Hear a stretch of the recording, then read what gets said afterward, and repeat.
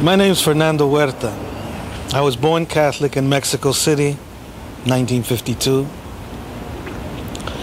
And as a Catholic, I think we were taught very much to have faith in God, to believe in God, but we really didn't know much about His teachings.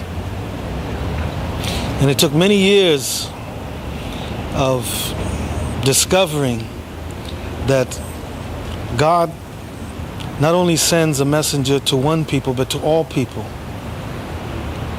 He sends it to the people of Africa, to the people of America, to the people of Europe, the Middle East, Asia.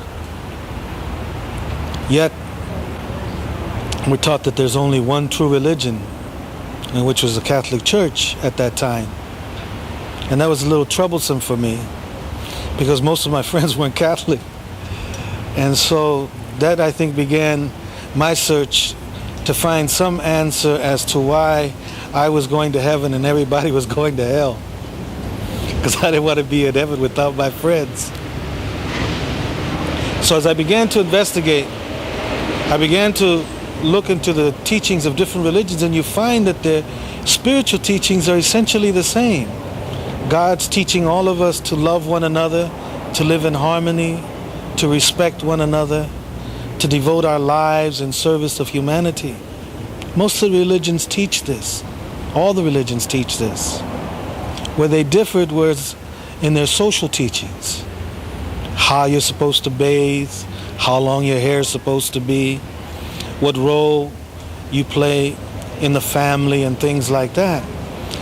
Well, as we evolved and we've grown from tribes to city, state, to nations, our role in society has changed. And this is where the change in religion comes in. But I think very importantly, where are we today? Today we're at the point where we need a world civilization. We can no longer live behind the boundaries of nations. Somehow these nations have to become states of one world government, one world civilization, one world culture. My culture is not the best. Your culture is not the best. All our cultures together is the only way we can move into this new millennium that we're moving towards. There has to be some way to connect us together where we can cross these barriers of race, religion, sex, language. There has to be some bridges to connect us together into this new world order inaugurated by Baha'u'llah, announced by Jesus, announced by Muhammad, by Buddha, by Krishna, by Zoroaster, by Moses. All the great religions have announced a promised day, a day of peace, a day when God will come and judge us. Now Baha'u'llah says that this is the day in which we will be judged by what our own hands have brought. So today we're faced in judgment of what we have sowed into the earth and the harvest that it's bringing.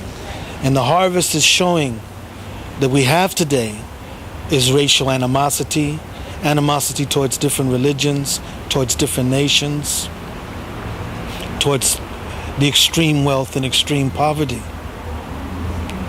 And Baha'u'llah says that He is the divine physician with the remedies to cure all these illnesses.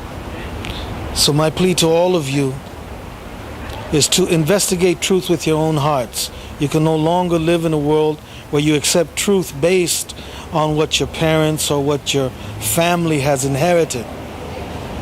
There has to be that point where you go deep inside of yourself and you look for an answer, for a truth that you yourself can hold on to and believe in, and a truth that you can test, that you can put to the proof. The truth that I found, the Bahai Faith, I challenge anyone to prove it wrong. I don't think it can be done.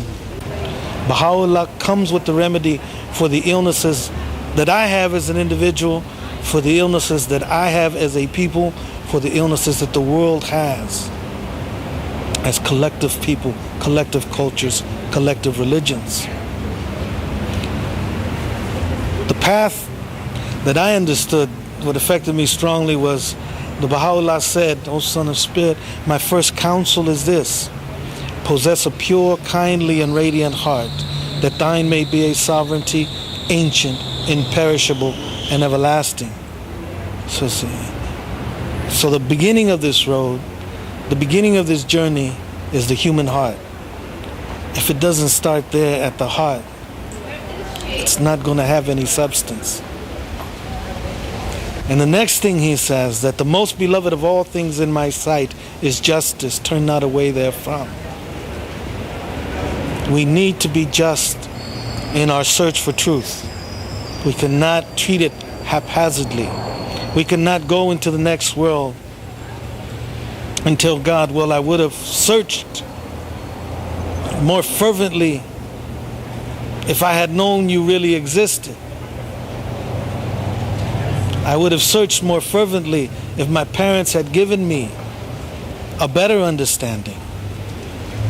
We have to go there with the conscious that we did everything in our power to understand what our purpose was in this life, and we tried our best to fulfill it.